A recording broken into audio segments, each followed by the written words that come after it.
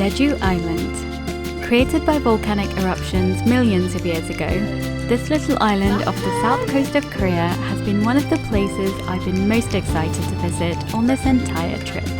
And today was finally the day. If you're new here, this is us. 3 friends who decided to take a 5-week trip across South Korea and Japan. After spending just over a week in Seoul, we're leaving it behind and catching a flight from Gimpo Airport to Jeju Island. This isn't a highlight reel. I'm bringing you along for the whole experience as it happened. So if you'd like to explore the beautiful Jeju with us, stick around and don't forget to like and subscribe. Now, part of the reason I was excited to visit Jeju was because of a K-drama I had watched called Welcome to Samdari. It's about a woman who leaves a small hometown in Jeju for her big dreams in the big city. After a series of events that I won't spoil for you, her successful life completely unravels in Seoul, forcing her to return to her hometown on Jeju Island. There, she slowly starts figuring out who she is again, and I guess figures out that what she's been looking for has always been there with her all along. It's a cliche in every way, but I guess it stuck with me because I too wanted to escape to a little seaside town where life moves a little slower to find whatever it is that I'm searching for. Unfortunately, I haven't escaped the chaos just yet, but visiting Jeju made me feel a little closer to the dream. I'd like to believe that one day I'll end up in a small town by the ocean, romanticizing life as I watch the sunset over the sea. Maybe I'll even move to Jeju. Anyone want to join me?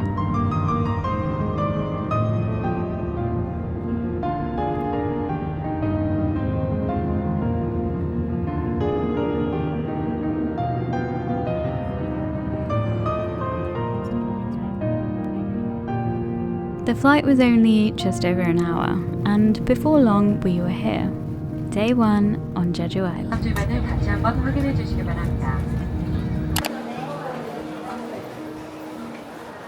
Jeju Island was essentially built by Mount Halasan, a volcano whose eruptions shaped not only the island itself, but also many of the lava tubes, cliffs, and dramatic landscapes that have made Jeju a UNESCO World Heritage Site.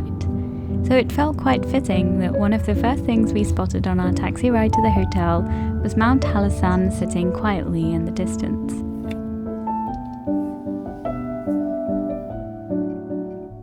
Our hotel was nice. The room was lovely, but honestly the best part was this view.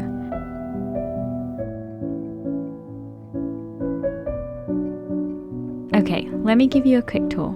We had 2 double beds, a TV that remained almost entirely decorative because we were hardly ever in the room, and a lovely bathroom with a spacious shower. No complaints.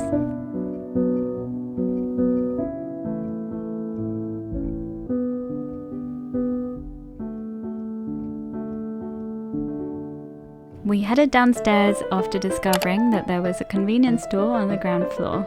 Like all Korean convenience stores, this one too had a microwave, hot water and seating, and of course a supply of banana milk. I genuinely miss it so much. Are you excited?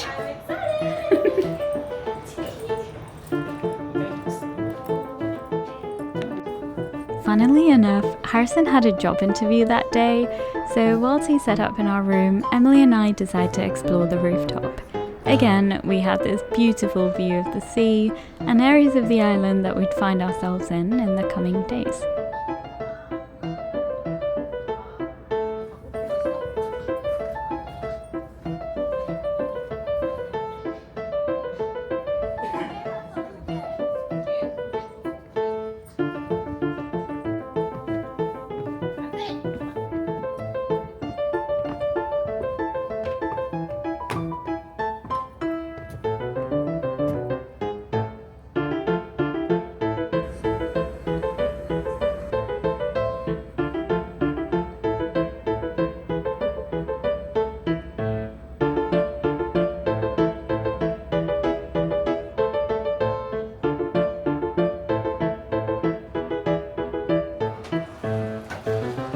Of course we had to check out the pool.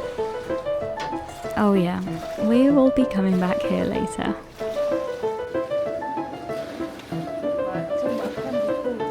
He's having a snack again. Caught red-handed. Spoilers, he got the job. Later that night, we set off to dinner, where we met up with some friends from home who had coincidentally travelled to Jeju on the same day as us and were staying in a nearby hotel. What a small world.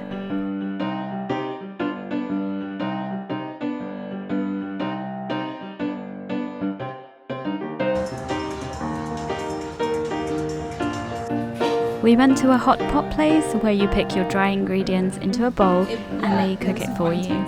We spent an awkward amount of time figuring out how it worked, but got there in the end.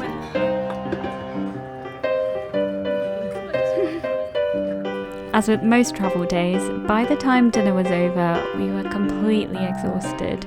So of course we slept soundly, ready for the next day where we could finally explore the area.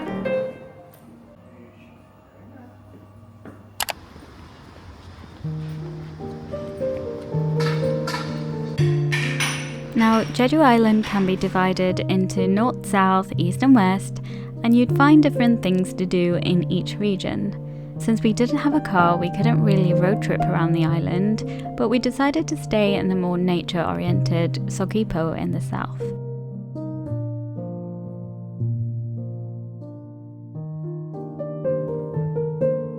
Harrison found us this cafe and we had some delicious breakfast. We even got some complimentary handmade chocolate, which was really nice. I don't know if free chocolate automatically improves my opinion of a place, but if it does, it's working.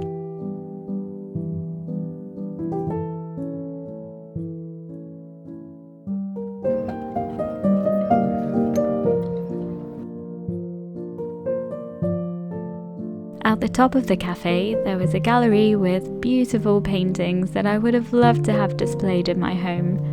Very fitting with the ocean theme.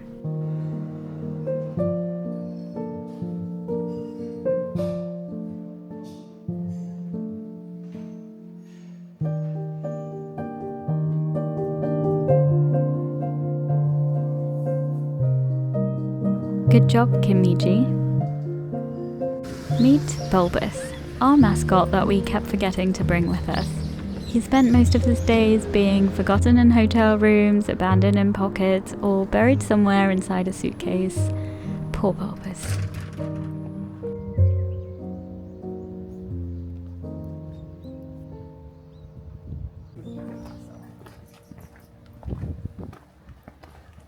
Anyway, come with us for a walk. It was a cloudy day, but still very warm. Jeju actually has a subtropical climate, so compared to Seoul, the weather feels much warmer, more humid, and a lot more unpredictable. Apparently it's pretty normal to experience sunshine, wind, and rain all in the same day. Just like British weather then.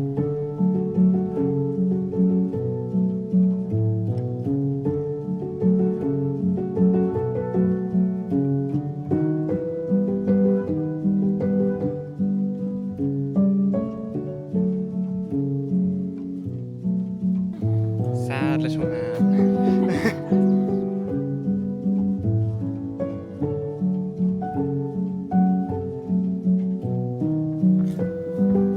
Emily was still dealing with a sore back at this point, which makes what happened next even more impressive, because there were a lot of steps. And by a lot, I mean enough that I started questioning some of our life choices. But was it worth it? Absolutely. This ended up being one of my favourite walks of the entire trip. We were walking along one of Jeju's famous Olle trails, marked by these little blue and orange ribbons along the route. The Olle trails are a network of walking paths that loop all around the island, designed to take people through Jeju's coastline, forests, villages, and quite a hidden spots. The word Olle actually comes from the Jeju dialect, meaning the narrow pathway leading from a house to the street, and these trails really do make you feel connected to the island.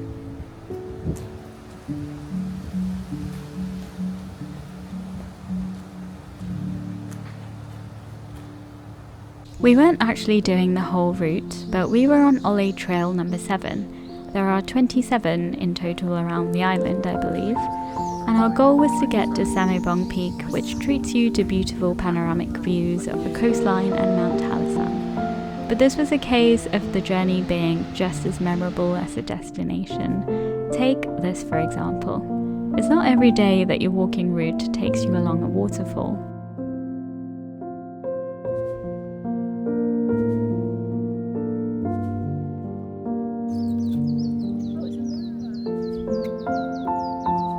Look at that little insect.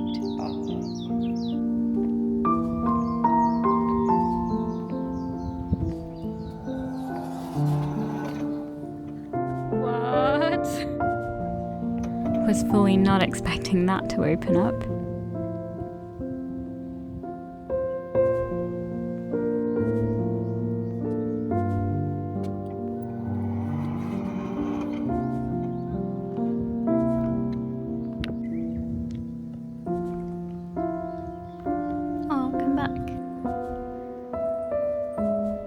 We came across another gallery in this park and had a quick browse.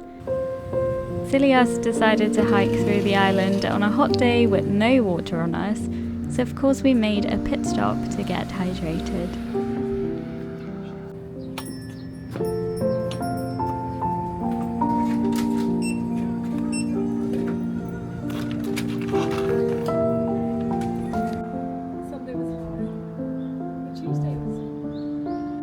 Feeling much better, we continued on.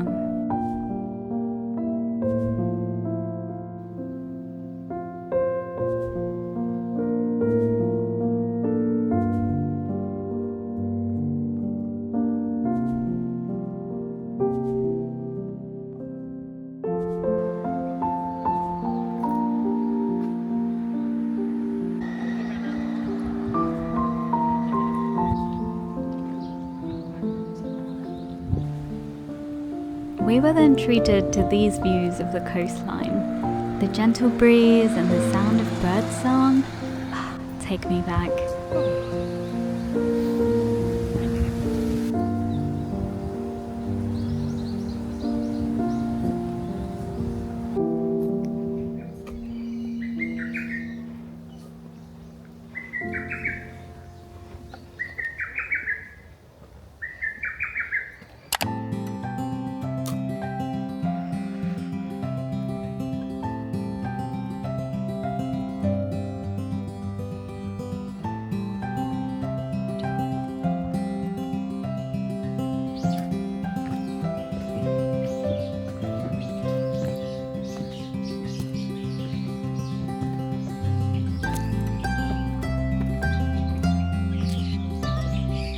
After what felt like 17,000 steps, we eventually made it to...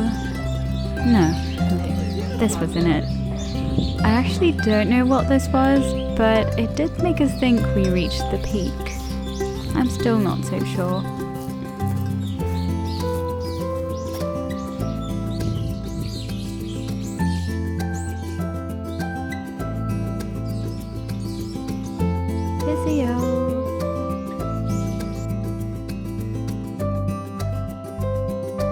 Okay, now we made it to Samebong Peak. Round of applause, please. We actually found someone from England sitting here who recognized our accents. That was funny. And hello, Mount Halasan, sitting at the center of the island. Its peak, at 1,947 meters, I googled it, is the highest point in South Korea. And as I mentioned before, it's the volcano that created Jeju Island. I tried to figure out whether it's active or dormant, and there seems to be some discrepancies in the definition, but anyway, it hasn't erupted in thousands of years. Well, after that rewarding walk, we treated ourselves to the pool. I can't swim, hence the life jacket. Don't judge me, I don't want to die.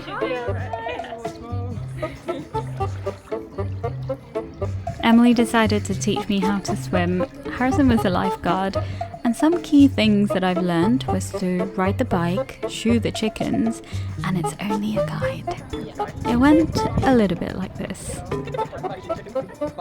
This is purely for my own entertainment, but stick around to watch me flap like a confused fish. Anyway, I made it to the edge. You should be proud of me.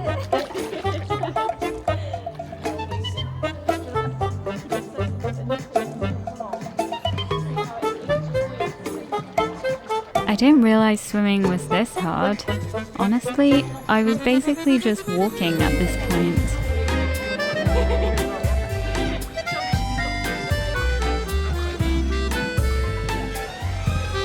I tried without the life jacket, and then for the iconic dip in 3, 2, 1. I may have been a little terrified.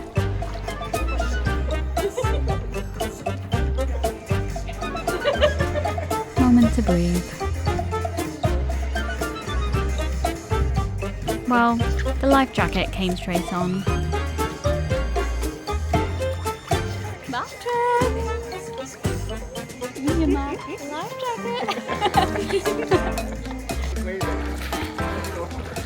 I'm not going anywhere. That's okay.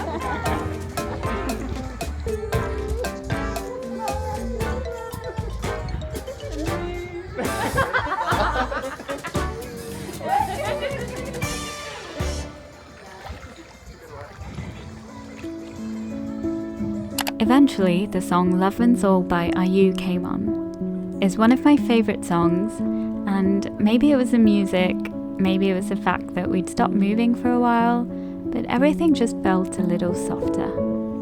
Floating there in the pool, I looked over at Emily and Harrison and felt this quiet sense of gratitude for this trip, for their friendship, for the fact that somehow our lives had lined up in a way that allowed us to be here together on this island, with them trying to teach me how to not drown. I think we spend so much time waiting for big moments in life that we don't always recognize the good ones whilst they're happening.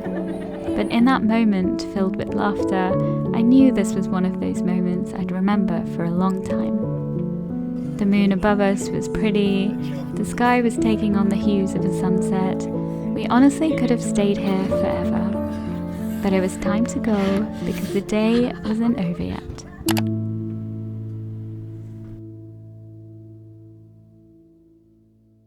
It was about 8:30 when we headed out again, and one of the first things I noticed was how different Jeju feels at night compared to Seoul. Seoul is always awake, bright, loud, always somewhere to go.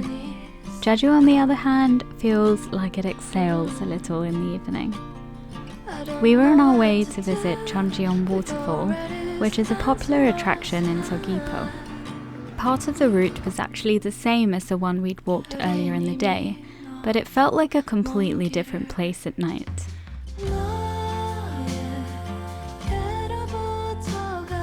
The whole place was softly illuminated, and the lights reflected beautifully against the water. I loved how quiet it was. There were people around, of course, but not many, and for long stretches it genuinely felt like we had the whole place to ourselves. Cheonjiyeon Waterfall is quite popular during the day, so coming at night was a great idea. Not only was it cooler and less crowded, but the atmosphere felt a lot more magical too.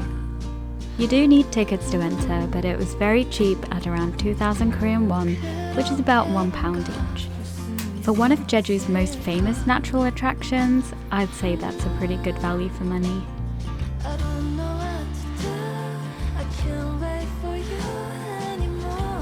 By now, you've seen many of these statues, and they're dotted all around the island. They're called Dol Harubang, and they're the stone statues carved from basalt, which is a volcanic rock found across Jeju. The exact origins of these statues are debated by historians, and there are several theories, but it's believed that at some point they were traditionally placed at village entrances as protective figures to guard villagers and ward off evil spirits. The name roughly translates to stone grandfather, as in grandfather made of stone. Makes sense. and now they've become an iconic symbol of Jeju Island.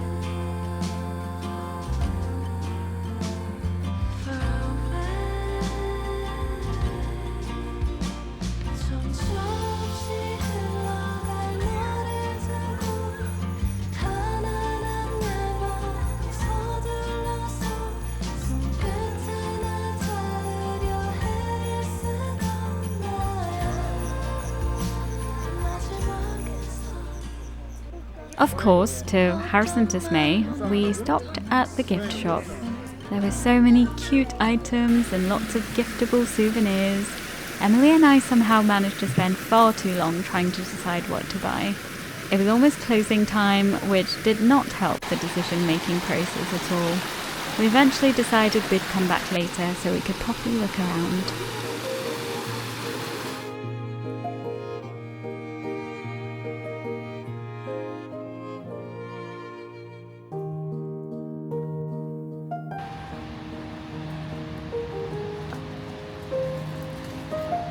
As we got closer to the waterfall, we realised we weren't the only ones who had the same idea of visiting at night, but we still had amazing views and I think we still beat the crowd. The name Cheonjiyeon roughly translates to the pond where heaven and earth meet, and the legend goes that 7 nymphs would descend from the heavens at night to bathe in the ponds beneath the falls. Standing there with the sound of the water echoing through the trees and the whole place lit up in the dark, I can kind of see how stories like that came about.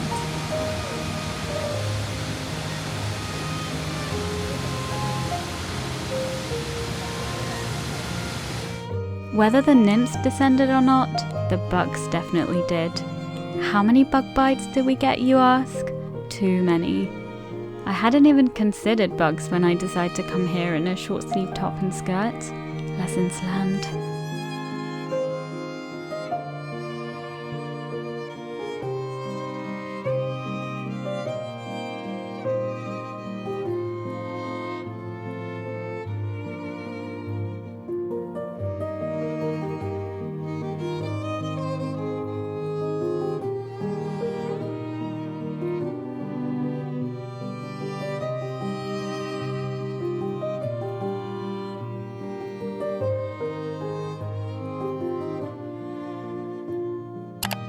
On our way back, we stopped at this cozy restaurant which we had all to ourselves.